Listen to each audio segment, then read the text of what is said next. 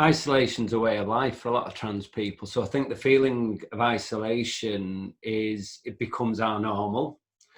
And I think at times, what we've got to be careful of is that feeling of isolation doesn't start affecting our mental health. So for me personally, as I always talk about my journey, I would go out of my way to do things just to make myself feel good. And sometimes that would be, reading years and years ago, long before the internet, just seeing an advert in the paper for a shop called Transformation made me feel connected, less isolated. Something as tiny as that.